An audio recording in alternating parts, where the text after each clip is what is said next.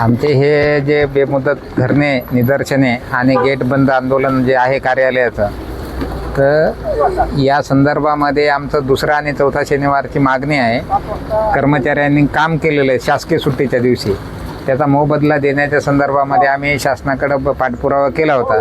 शासनानं ती मागणी आमची मंजूर केली नाही, त्यामुळं आम्हाला न्यायालयामध्ये जावं लागलं आणि न्यायालयात जाऊन आम्ही हायकोर्टातून, जे औरंगाबाद खंडपीठ आहे उच्च न्यायालय, त्या उच्च न्यायालयानं आमच्या बाजूनं 10/2/2021 रोजी निर्णय दिलेला आहे की या सगळ्या कर्मचाऱ्यांना दुसरा शनिवार, चौथा शनिवार आणि जसं रविवारची सुट्टी असते, सणावाराची सुट्टी असते, या सगळ्या सुट्ट्याचा मोबदला एका वर्षामध्ये 45 दिवस ग्राह्य धरलेत न्यायालयानं, स्वतः उच्च न्यायालयानं.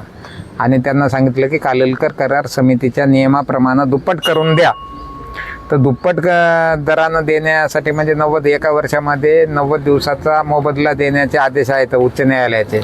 आणि हा मोबदला कधीपासून द्यायचा? 1980-81 पासून ते कर्मचारी सेवानिवृत्त होईपर्यंतचा मोबदला आहे हा. परंतु या शासनानं त्या उच्च न्यायालयाच्या आदेशाच्या विरोधामध्ये सर्वोच्च न्यायालयामध्ये याचिका दाखल केली होती, पुनर्विचार याचिका.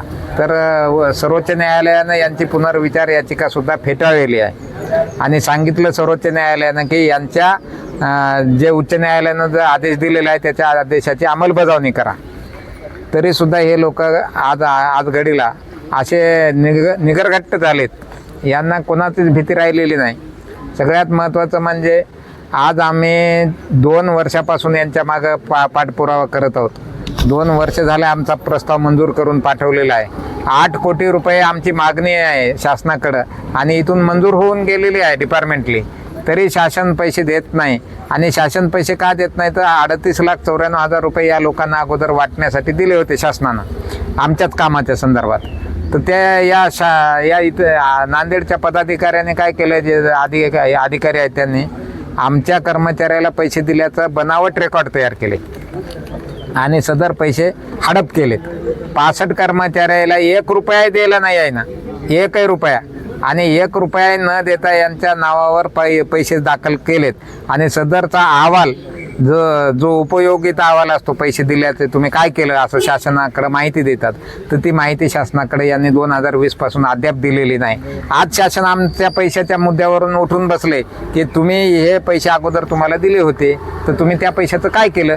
आता हे यांना त्यांना उत्तर दिलं नाही, यांनी त्यांच्याकडे अहवाल रेकॉर्ड सादर केले नाही, ऑडिट.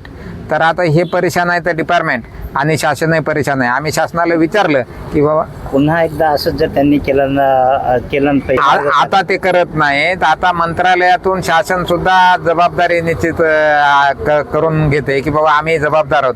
का जबाबदार आहोत? यांना आम्ही पैसे दिले होते वाटप करा म्हणून, तर त्यांनी रेकॉर्ड नाही दिलं तर आम्ही त्यांना मागायला पाहिजे ना ऑडिट. जर समजा पैसे दिल्याचा हिशोब नाही दिला तर शासनाचं काम काय आहे की त्यांनी ते पैशाचा हिशोब मागितला पाहिजे.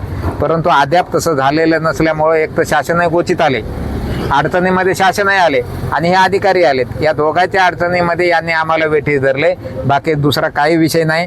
आणि आमची मागणी अशी आहे की या 65 लोकांच्या संदर्भामध्ये आमची जी फसवणूक झाली पैसे दिले म्हणून, तर या लोकांवर गुन्हे दाखल करावेत.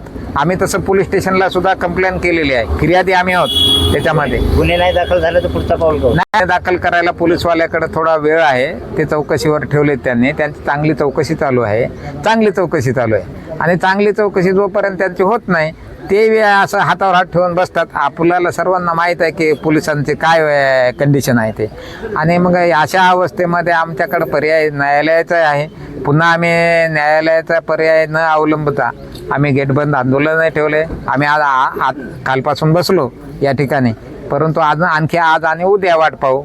मग शनिवार रविवारची सुट्टी आहे, सोमवारी आम्ही यांचं गेट बंद करणार निश्चितपणे. आम्ही यांना तसं पत्र दिलेलं आहे की आम्ही यांचं गेट बंद करणार आहोत. यांना आतमध्ये जाऊ देणार नाही, बाहेर येऊ देणार नाही. आणि ती वेळही येणार नाही, कारण हे अधिकारी आधीच पळून गेलेत.